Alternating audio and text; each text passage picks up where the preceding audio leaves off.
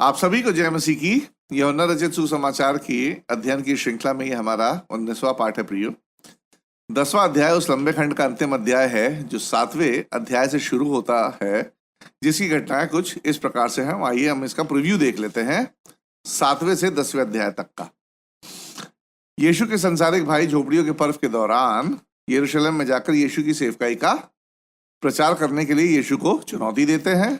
यीशु अपने भाइयों के संसारिक दृष्टिकोण को खारिज कर देता है और बिना धूमधाम के गुप्त में प्रिय पर्व में जाता है और लोगों को शिक्षा देता है। यीशु के दावों और शिक्षाओं को लेकर लोगों में बड़ा मतभेद यहाँ देखने को मिलता है। फरीसी व्यभिचार में पकड़ी गई एक महिला का उपयोग करके यीशु को क्या करते हैं? फंसाने की कोशिश करते हैं। फंसाने की कोशिश असफल होने के बाद यीशु के श्रोताओं के बीच में फिर से एक बार विभाजन हो जाता है, जिसमें कुछ लोग तो यीशु पर विश्वास करते हैं परंतु कुछ यीशु के दावों को स्वीकार तक नहीं करते हैं।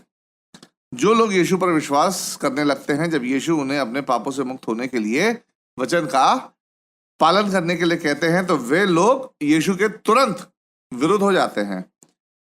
यीशु जन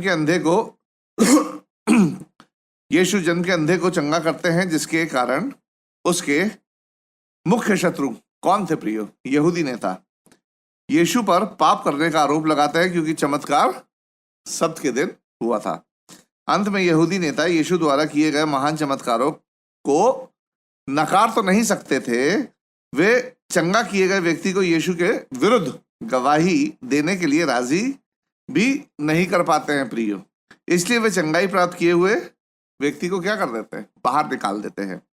यहूदी नेताओं से मुक्त होने के बाद हम यीशु को उस चंगे हुए व्यक्ति के सामने स्वयं को प्रकट करता हुआ देखते हैं, जो प्रभु को दंडवत करके अपने विश्वास को प्रकट करता है। अंतिम दृश्य में यीशु को अस्वीकार करने के लिए यीशु यहूदियों के आत्मिक अंधेपन के लिए उनकी निंदा करता है। ये सारी घटनाएं हमें 10 अध्याय में ले जाती हैं, जहां यरूशलेम छोड़ने से पहले एक बार फिर यीशु फरीसियों के साथ संवाद करता है और यहीं से उन घटनाओं की श्रृंखला की प्रिय शुरुआत होती है जो यीशु की मृत्यु और पुनरुत्थान की ओर हमें ले जाती है। 10वां अध्याय 9वें अध्याय का प्रिय एक प्रकार से विस्तार है। विस्तार मतलब कंटिन्यूएशन ही है। मूल पांडुलिपियों में यानी ओरिजिनल मैन्युस्क्रिप्ट्स में अध्याय और आयतें नहीं थी। इन्हें पाठकों की सुविधा के लिए बाद में जोड़ा गया था। कई बार अध्यायों का विभाजन भाषण के बीचों बीच में हुआ है, ठीक 9वें और 10वें अध्याय की तरह प्रिय। 9वें अध्याय के अंतिम भाग में यीशु यहूदी नेताओं को उनके आत्मिक अंधेपन के लिए उनकी निंदा करते हैं कि वे दिव्य मसीह को देख पाने और उस पर विश्वास करने में क्या थे? आत्मिक अंधे थे। प्रियो, अच्छे चरवाहा का दृष्टांत इस निंदा के बाद का विस्तार भाग यानी कंटिन्यूएशन पार्ट है। बाइबल में परमेश्वर और उनके लोगों का वर्णन करने के लिए चरवाहे और उसकी भेड़ों की छवि का उपयोग सबसे अधिक किया गया है, लगभग 500 से अधिक बार।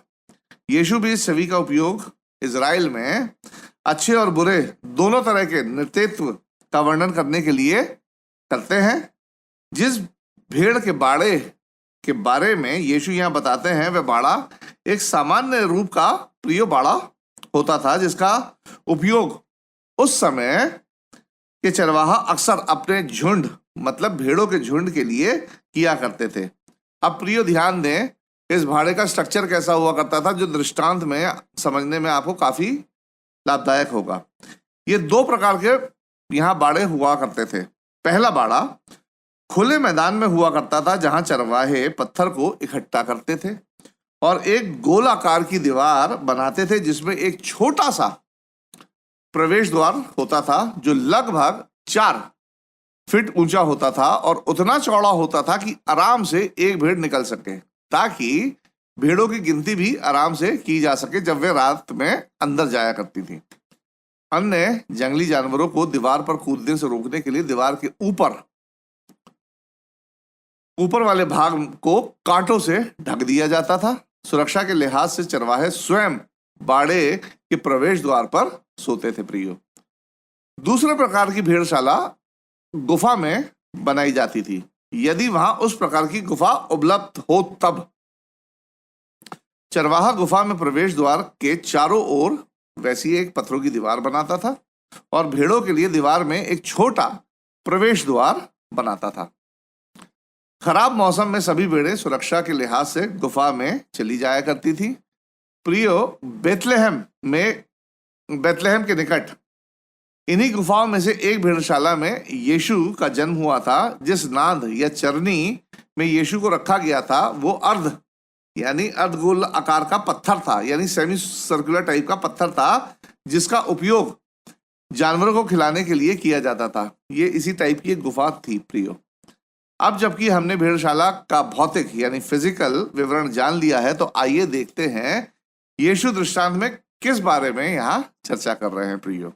अब हम डायरेक्ट टेक्स्ट में चलेंगे और यूहन्ना रचित सुसमाचार के 10वें अध्याय की हम पहली 2 आयतों को पढ़ेंगे, जहां इस प्रकार लिखा है, मैं तुमसे सच सच कहता हूं कि जो कोई द्वार से भेड़शाला में प्रवेश नहीं करता परंतु किसी दूसरी ओर से चढ़ जाता है वह चोर और डाकू है, परंतु जो द्वार से भीतर प्रवेश करता है वह भेड़ों का चरवाहा है।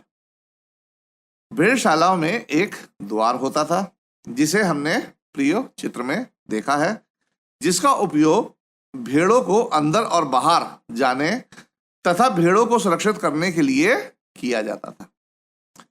चरवाहों के आने जाने के लिए इसी द्वार का उपयोग करना एक स्वाभाविक बात होती है, परंतु यदि कोई द्वार से ना जाकर दीवार कूद कर अंदर जाता था तो यह एक स्पष्ट संकेत होता था कि दीवार फांदने वाला एक क्या है, घुसपैठिया है, जो शायद चोरी या नुकसान पहुंचाने के इरादे से भेड़शाले में घुसा है। प्रियो, यह उन लोगों से लेकर आज तक के लोगों के लिए एक क्या है, परिचित कल्पना है कि इमेजरी है, क्योंकि लोग इस इमेजरी से खासतौर पर उस समय के लोग, इस समय के यीशु के समय के लोग इस इमेजरी से काफी परिचित थे। तो ऐसी इमेजरी को से दृष्टांत समझाने में यीशु मसीह को काफी आसानी थी। हम पढ़ लेते हैं 10वें अध्याय की 3 से 5 आयतों को, जहां इस प्रकार लिखा है, उसके लिए द्वारपाल द्वार खोल देता है और भेड़ें उसका शब्द सुनती हैं और वह अपनी भेड़ों को नाम लेकर बुलाता है और बाहर ले जाता है। जब वह अपनी सब भेड़ों को बाहर निकाल चुकता है तो उनके आगे आगे चलता है और भेड़ें उसके पीछे पीछे हो लेती हैं, क्योंकि वे उसका शब्द पहचानती हैं। परंतु वे पराये के पीछे नहीं जाएंगी, परंतु उससे भागेंगी, क्योंकि वे पराये का शब्द नहीं पहचानती। यहाँ यीशु अब झूठे नृत्य का एक और उदाहरण शामिल करने के लिए दृष्टांत का विस्तार करते हैं। कई बार भेड़ों के कई झुंडों को एक साथ ही एक बाड़े में प्रियो इकट्ठा किया जाता था और सारे चरवाहों को नहीं परंतु एक चरवाहे को द्वार की रखवाली के लिए छोड़ दिया जाता था। अब जब सारे चरवाहा सुबह सुबह बाड़े के भीतर कई झुंडों के बीच में अपनी अपनी भेड़ों को लेने आते थे, तो वह उन्हें नाम लेकर या उस आवाज से मतलब उन लोगों की कुछ भी आवाज होगी या कोई ऐसा साइन होगा, आवाज से भेड़ों को पुकारा करते थे, जिन्हें उस चरवाहे की भेड़ें पहचानती थी। फिर भेड़ें अपने चरवाहे की आवाज को पहचान कर बाड़े से बाहर आ जाती थी। यहाँ एक अनोखा तथ्य है प्रियो कि यहूदी चरवाहे अपने झुंड के आगे आगे चलते थे, पीछे नहीं चलते थे, आगे आगे चलते थे। जैसे अन्य देशों के चरवाह करते हैं वैसे नहीं, और भेड़ें अपने चरवाहों को पहचान कर उसके पीछे पीछे चलती थी। यीशु अपने दृष्टांत को यह कहते हुए यहाँ जारी रखते हैं कि बाड़े की अन्य भेड़ें किसी अन्य चरवाहे की पुकार या आवाज सुनकर बाड़े को नहीं छोड़ती थी, बाड़े से बाहर नहीं आती थी।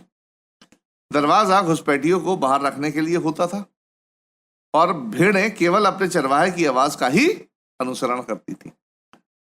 यीशु इस बात पर जोर देते हैं कि भेड़ें किसी का भी अनुसरण नहीं करती हैं, वे केवल अपने ही चरवाहे का अनुसरण करती हैं। हम 6वीं आयत को पढ़ेंगे।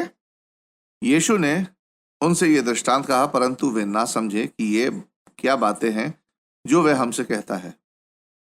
प्रियो, यहाँ यूहन्ना एक और संपादकीय टिप्पणी करते हुए बताता है कि लोगों को यह दृष्टांत समझ में नहीं आया था। बेशक वे भेड़शाला, चरवाहे की आवाज तथा चरवाहे का अनुसरण आदि के बारे में समझ तो पा रहे थे, परंतु वे ये नहीं समझ पा रहे थे कि इन सब बातों का उन लोगों से मतलब क्या है। इसलिए आगे यीशु इस दृष्टांत की अब व्याख्या करते हैं।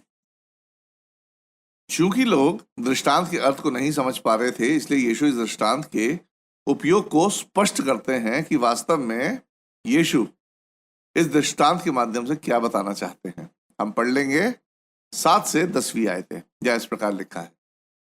तब यीशु ने उनसे फिर कहा, मैं तुमसे सच सच कहता हूँ, भेड़ों का द्वार मैं हूँ। जितने मुझसे पहले आए वे सब चोर और डाकू हैं, परंतु भेड़ों ने उनकी ना सुनी। द्वार मैं हूँ, यदि कोई मेरे द्वारा भीतर प्रवेश करे तो उद्धार पाएगा और भीतर बाहर आया जाया करेगा और चारा पाएगा। चोर किसी और काम के लिए नहीं, परंतु केवल चोरी करने और घात करने और नष्ट करने को आता है। मैं इसलिए आया कि वे जीवन पाएं और बहुत आयत से पाएं। यीशु के मैं हूं के कथनों में से ये कथन है प्रियो, जहां यीशु दृष्टांत के रूप में अपनी दिव्यता की घोषणा करते हैं।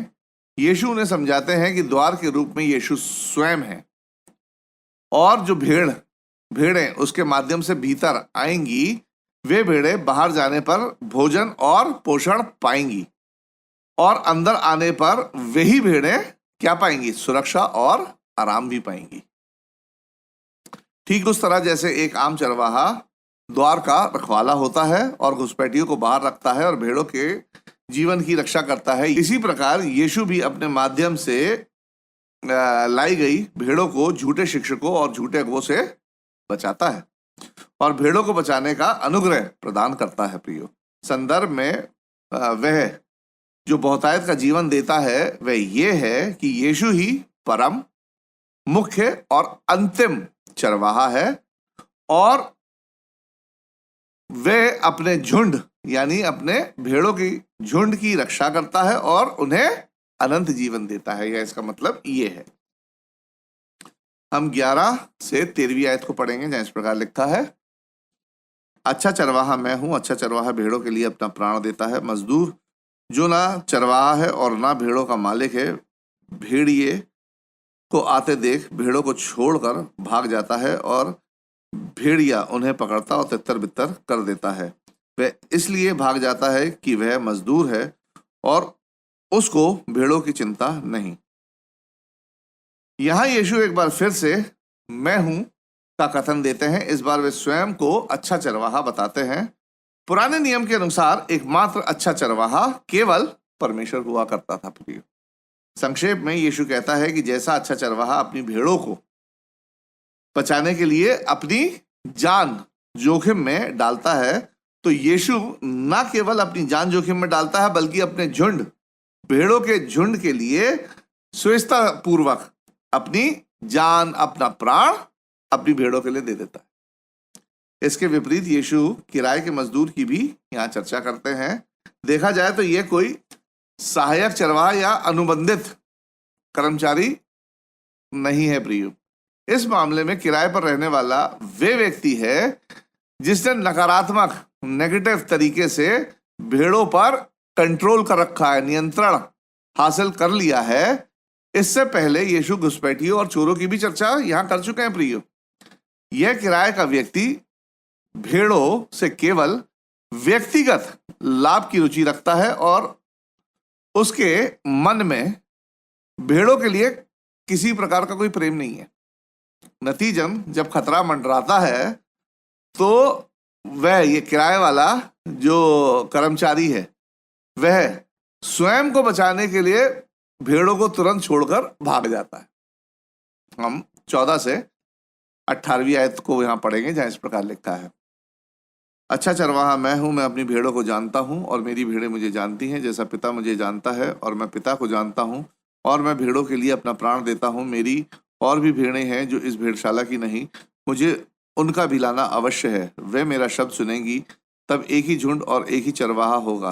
पिता इसलिए मुझसे प्रेम रखता है कि मैं अपना प्राण देता हूं कि उसे फिर ले लूं।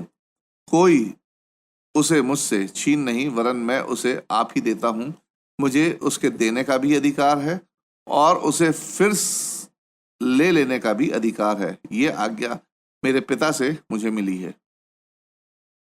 प्रियो, यहाँ प्रभु यीशु अब तीसरे मैं का कथन देते हैं और दोबारा इस तथ्य को दोहराते हैं कि वही यानी यीशु मसीह अच्छे चरवाहा है। इस बार अच्छे चरवाहा के रूप में वे अपने आप को घोषित करते हैं और अच्छे चरवाहा के रूप में निम्नलिखित घोषणाएं करते हैं। पहली, जिस प्रकार चरवाहा अपनी भेड़ों को जानता है और भेड़ें उसे जानती हैं, वैसे ही यीशु भी अपने सच्चे शिष्यों को जानता है और उसके सच्चे शिष्य भी अपने उद्धारकर्ता यानी यीशु मसीह को जानते हैं।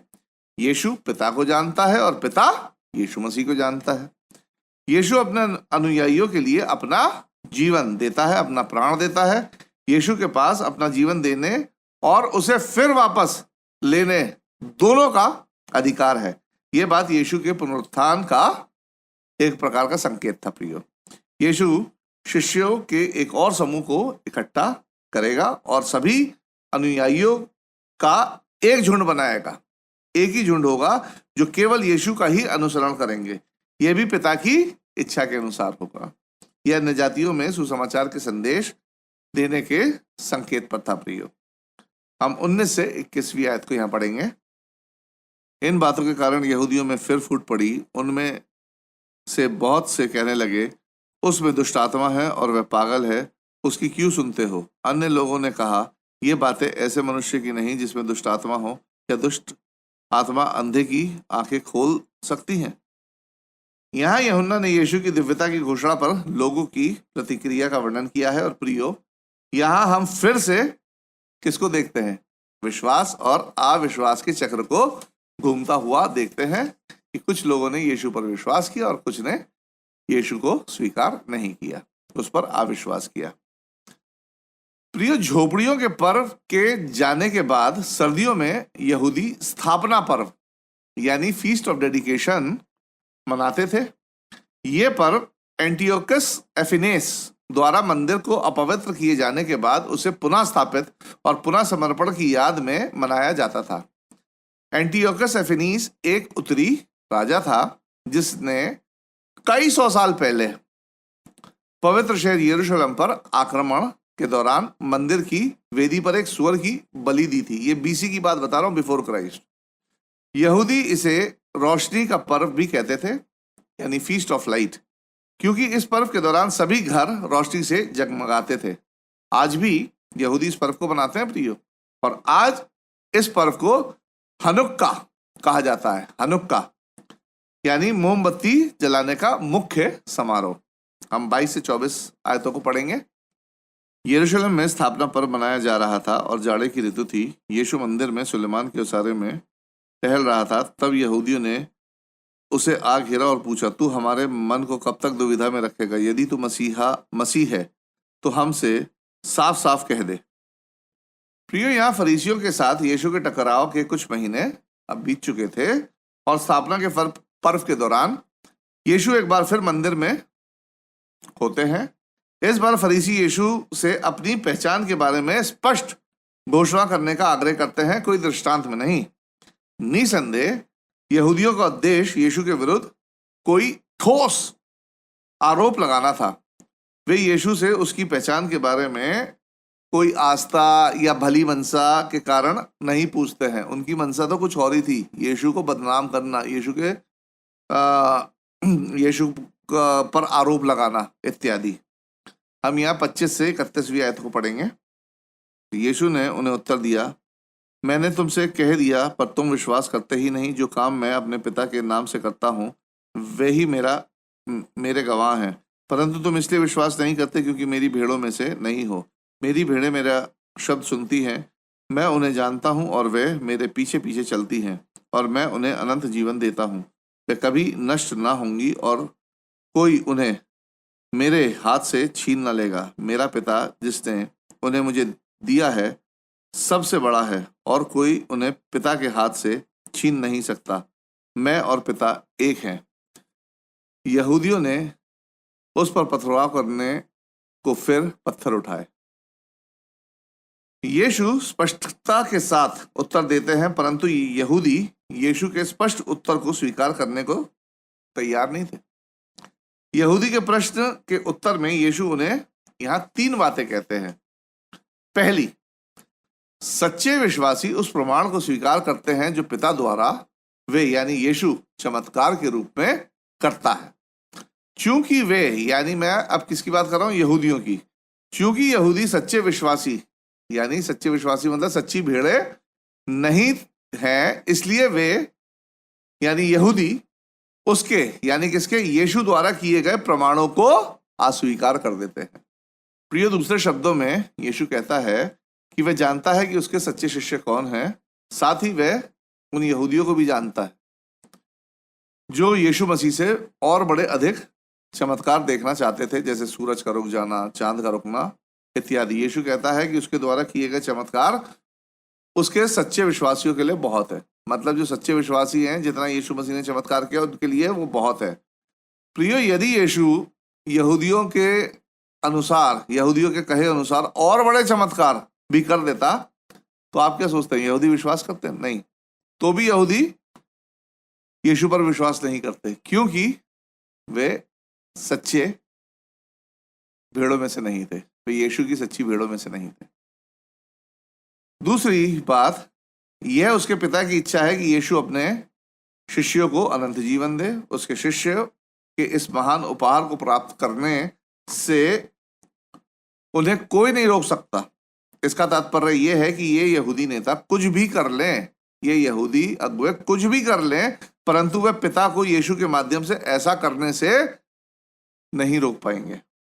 तीसरी बात, यीशु और पिता एक हैं, यानी यीशु परमेश्वर के समान है, यीशु परमेश्वर से जुड़ा हुआ है और परमेश्वर के स्वभाव को क्या करता है? साझा करता है। निसंदेह उन यहूदियों के लिए जो यीशु पर विश्वास नहीं करते थे, ये बात ईश निंदा यानी ब्लेस्फेमी के बराबर थी, जिसके लिए मौत की सजा तक वहां दी जा सकती थी। हम 32वीं आयत को पढ़ेंगे। इस पर यीशु ने उनसे कहा, मैंने तुम्हें अपने पिता की ओर से बहुत से भले काम दिखाए हैं, उनमें से किस काम के लिए तुम मुझ पर पथरवाह करते हो? यीशु यहूदियों के द्वारा उठाए गए कदम, कौन सा कदम? पथरवाह की ओर इशारा करते हैं कि उनके पास, किसके पास? यहूदियों के पास यीशु की दिव्यता का प्रमाण होते हुए भी उसके विरुद्ध वे ऐसी कार्यवाही कर रहे हैं। कितनी बड़ी विडंबना थी। 33वीं आयत को पढ़ेंगे प्रियो। यहूदियों ने उसको उत्तर दिया, भले काम के लिए हम तुझ पर पथरवाह नहीं करते, परंतु परमेश्वर की निंदा करने के कारण और इसलिए कि तू मनुष्य होकर अपने आप को परमेश्वर बनाता है। यीशु उनके अपने प्रति उनके अविश्वास को यहाँ प्रकट करवाता है।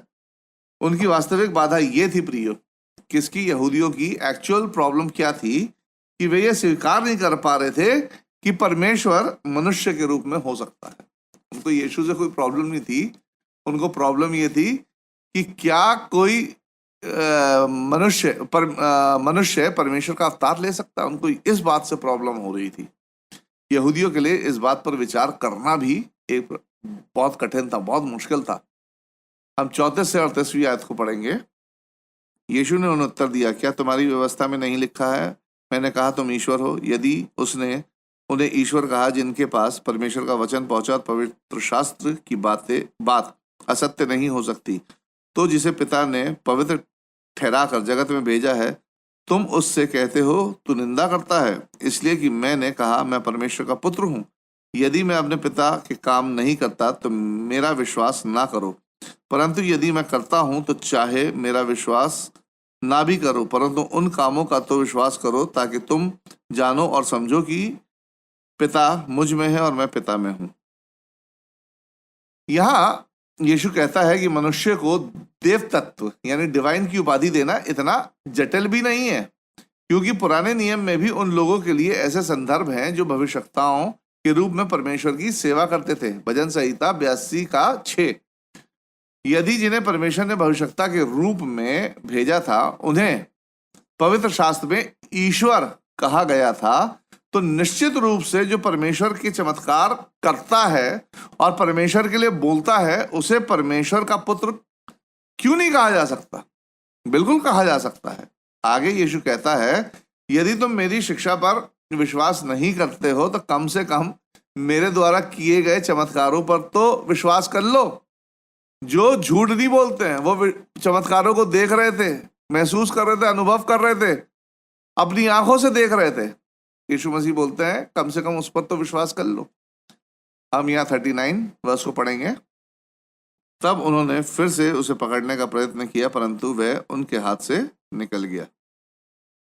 एक बार फिर यहूदी अविश्वास में यीशु को गिरफ्तार करने का प्रयास करते हैं। चूंकि अब तक यीशु मसीह का समय निकट नहीं था प्रियो, इसलिए यहूदी उसे पकड़ने में सफल नहीं हो पाते हैं। हम 40 से 42 आयतों को पढ़ेंगे जहां इस प्रकार लिखा है, फिर वह यरदन के पार उस स्थान पर चला गया जहां यूहन्ना पहले बपतिस्मा दिया करता था और वहीं रहा। बहुत से लोग उसके पास आकर कहते थे, यूहन्ना ने तो कोई चिन्ह नहीं दिखाया, परंतु जो कुछ यूहन्ना ने इसके विषय में कहा था वह सब सच था। और वहां बहुतों ने यीशु पर विश्वास किया। यूहन्ना उसी परिचित तरीके से विश्वास और अविश्वास के चक्र से इस अध्याय के अंतिम दृश्य और अनुभाग को का सारांश यहाँ प्रस्तुत करता है। यीशु शिक्षा देने के लिए यरूशलेम से बाहर चला जाता है। यीशु का अनुसरण करने वालों का तर्क यहाँ ये था कि हमने बिना चमत्कार के यूहन्ना बपतिस्मा देने वाले पर विश्वास किया, परंतु यह मनुष्य यानी यीशु मसीह तो चमत्कार करता है और जो कुछ यूहन्ना ने यीशु के विषय कहा था उसे पूरा करता है। इस वजह से कुछ लोगों ने उस पर प्रियो विश्वास किया, परंतु कई चमत्कारों के बावजूद कुछ लोगों ने यीशु को स्वीकार नहीं किया। तो प्रियो, यह पाठ हमारा यहीं समाप्त होता है। अगले पाठ के लिए कृपया करके पढ़ लें यूहन्ना रचित सुसमाचार, उसका 11वां अध्याय, उसकी 1 वर्ष से 57 वर्ष तक। अगले पाठ के साथ आपके सामने फिर हाजिर होऊंगा। तब तक मुझे राजीव लैम्बर्ट की तरफ से आप सभी लोगों को जय मसीह।